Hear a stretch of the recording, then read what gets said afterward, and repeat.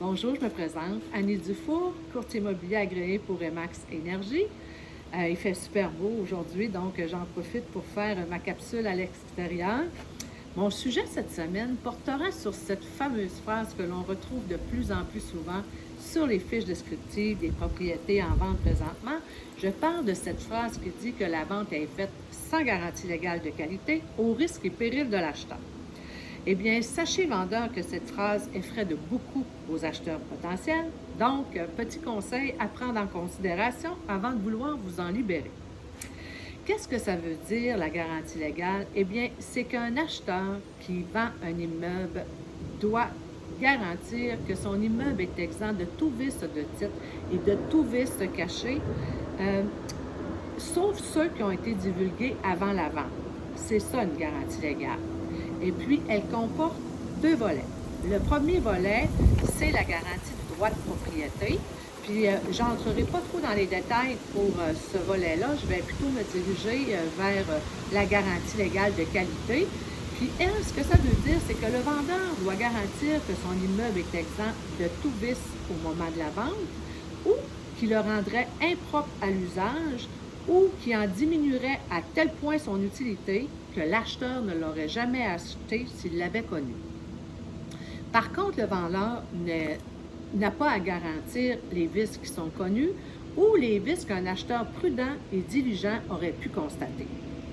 C'est pour ça qu'il est bien important de faire inspecter son immeuble par un inspecteur en bâtiment reconnu et qu'il est aussi très important de bien lire la déclaration du vendeur avant la vente.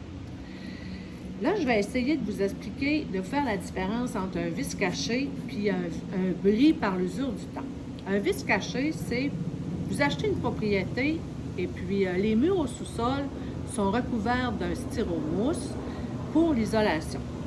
Au printemps suivant votre transaction, vous vous rendez compte qu'il y a une infiltration d'eau au sous-sol. Donc, qu'est-ce que vous faites? Là, il y a des F-18 qui passent en haut de ma tête. Je suis désolée pour le bruit, mais bon. Bon, c'est ça. Fait que là, vous vous rendez compte qu'il y a une infiltration d'eau au sous-sol.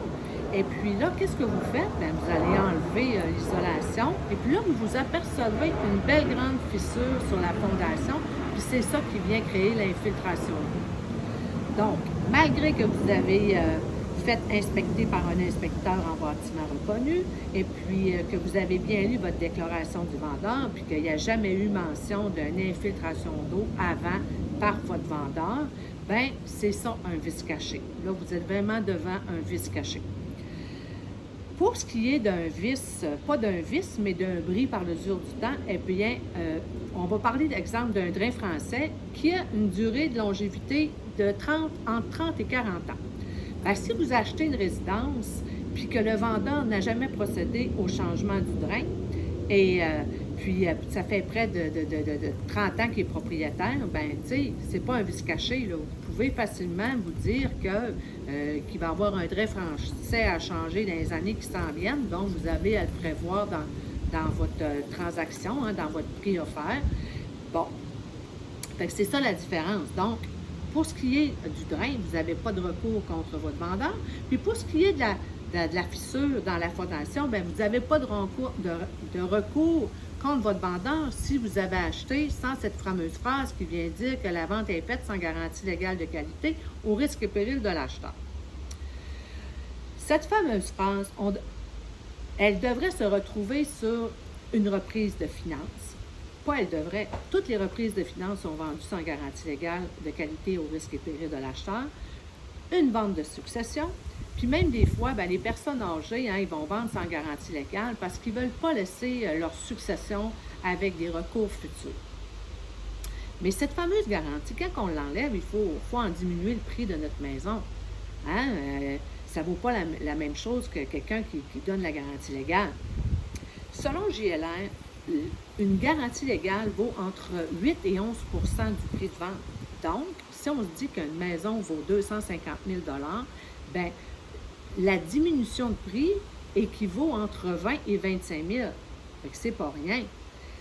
Là, c'est certain que dans le marché présentement qu'on est, hein, bien, les vendeurs profitent de la situation, puis ils se libèrent de cette fameuse garantie pour le même prix, puis même, ils peuvent même se ramasser en surenchère, puis ils n'offrent pas la garantie légale de qualité. Mais sachez que même si c'est écrit sur la fiche descriptive, si on parle d'un vendeur, appelons-le régulier, bien, vous pouvez demander qu'elle soit inclue. Et oui, on peut faire notre offre puis demander que ça soit inclus parce qu'une garantie légale, ça peut s'augmenter, se diminuer, être limité dans le temps. Il y a différentes façons de travailler cette fameuse garantie légale.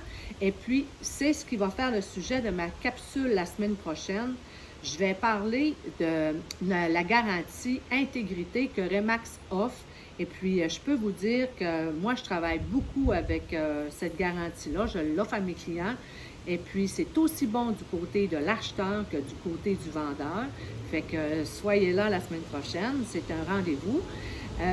Sur ce, ben, je vous remercie beaucoup d'avoir été là cette semaine. Si vous avez aimé, ben, je vous demande de me liker et puis de partager. Et puis, sur ce, ben, à la semaine prochaine. Bye!